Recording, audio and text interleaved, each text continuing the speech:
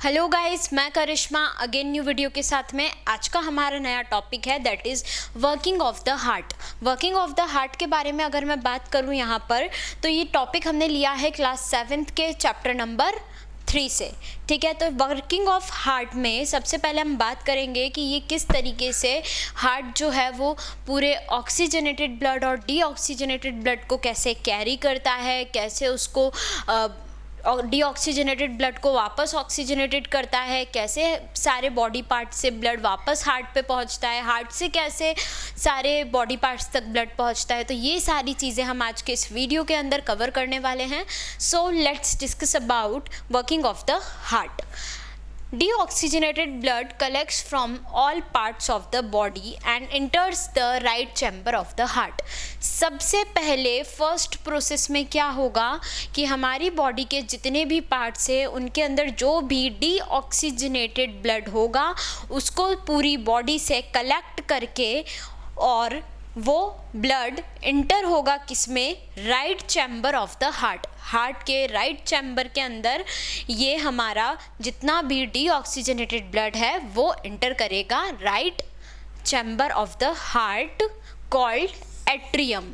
कहाँ होगा? एट्रियम के अंदर। जो राइट एट्रियम होगा उसके अंदर सारा डीऑक्सीजनेटेड ब्लड आके इंटर हो जाएगा थ्रू दी सुपीरियर और इंफीरियर वेना कावा। ठीक है, ये सुपीरियर और इंफीरियर जो वेना कावा होती है उसके थ्रू पूरा डीऑक्सीजनेटेड ब्लड राइट एट्रियम में आके एंटर हो जाएगा। This is the first process of working of heart. उसके बाद में बात करते हैं कि जो राइट ऑरिकल है वो क्या ये इतनी प्रोसेस होने के बाद में जो राइट ऑरिकल है वो क्या करेगा, कॉन्ट्रैक्ट करना स्टार्ट करेगा। ठीक है, द राइट ऑरिकल या right atrium also we can say. ठीक है, तो जो राइट ऑरिकल या एट्रियम है वो क्या करेगा, कॉन्ट्रैक्ट करना स्टार्ट करेगा and the blood is poured into the right ventricle through the valve. This is the second process. अब क्या होगा कि जो हमारा ऑरिकल है जहाँ पे सारा ब्लड आके फिल हुआ था, एंटर हुआ था, तो वो क्या करेगा, राइट ऑरिकल कॉन्ट्रैक्ट करना स्टार्ट करेगा। जैसे ही वो कॉन्ट्रैक्ट करेगा जो ब्लड है वो राइट वेंट्रिकल में चले जाएगा।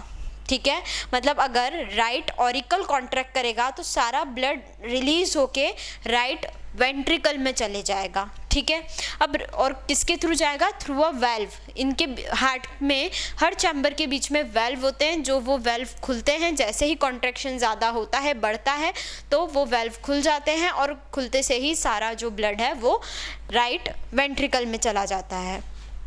ठीक है, this is the second process. Third process के बारे में बात करते हैं। जो राइट वेंट्रिकल है वो कॉन्ट्रैक्ट होगा। ठीक है, अब क्या होगा, the right ventricle then contracts and the blood reaches the lungs through the pulmonary artery. मतलब ये कि जो अब क्या होगा कि जो हमारा राइट वेंट्रिकल है वो कॉन्ट्रैक्ट करना स्टार्ट करेगा। जैसे जैसे वो कॉन्ट्रैक्ट करना स्टार्ट करेगा सारा ब्लड जो है वो कहाँ चले जाएगा, हमारे लंग्स के पास। ठीक है, जैसे ही लंग्स के पास जाएगा थ्रू दी पल्मोनरी आर्टरी, तो जैसे ही पल्मोनरी आर्टरी के थ्रू पूरा ब्लड लंग्स में जाएगा, जैसे ही हम ब्रीद इन करेंगे, जैसे ही हम ऑक्सीजन को इंटेक करेंगे, वैसे ही वो पूरा ब्लड में क्या हो जाएगी, ऑक्सीजन आ जाएगी और ये जो ब्लड है वो कैसा हो जाएगा, ऑक्सीजनेटेड हो जाएगा जैसे ही हम ब्रीथ करेंगे। तो फिर ये जो ऑक्सीजनेटेड ब्लड है वो लेफ्ट वेंट्रिकल में एंटर करेगा। ठीक है, अब वो जो ब्लड है वो कहाँ एंटर कर रहा है, लेफ्ट वेंट्रिकल में। ठीक है, और फिर लेफ्ट वेंट्रिकल कॉन्ट्रैक्ट होना स्टार्ट होगा और ब्लड कहाँ एंटर करेगा, डोर्सल एरोटा में। कहाँ जाएगा ब्लड, डोर्सल एरोटा में। ठीक है, valves allow to movement of blood. जो वेल्व्स होते हैं वो क्या करते हैं, ब्लड के मूवमेंट को अलाउ करते हैं। ठीक है, और जो डोर्सल एरोटा है देन इस ब्लड को डिस्ट्रीब्यूट कर देती है पूरे बॉडी के अदर पार्ट्स में। ठीक है, सो यहाँ पर हमने देखा कि किस तरीके से पूरा हार्ट जो है वो वर्क कर रहा है, कैसे डीऑक्सीजनेटेड ब्लड ऑक्सीजनेटेड हो रहा है और ऑक्सीजनेटेड ब्लड डीऑक्सीजनेटेड होके किस तरीके से हार्ट में जा रहा है, हार्ट से वापस प्यूरिफाई होके लंग्स में आ रहा है। मतलब लंग्स से प्यूरिफाई होके वापस हार्ट में आ रहा है। तो ये सारी प्रोसेस हम यहाँ पे देख चुके हैं।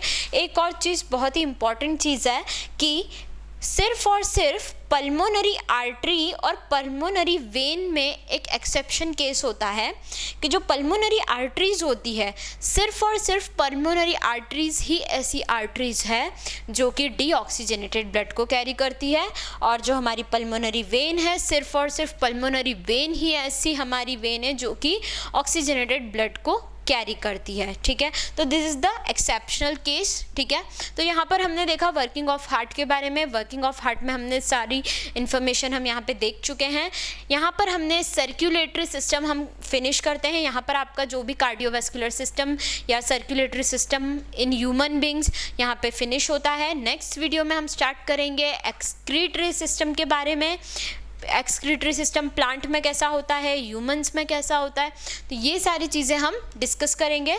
सो इस वीडियो से रिलेटेड कोई भी डाउट आए प्लीज़ कमेंट कीजिएगा। हमने ऑनलाइन होम ट्यूशन भी स्टार्ट किया है। मोर इन्फॉर्मेशन के लिए डिस्क्रिप्शन में चेक कीजिए। Thank you so much.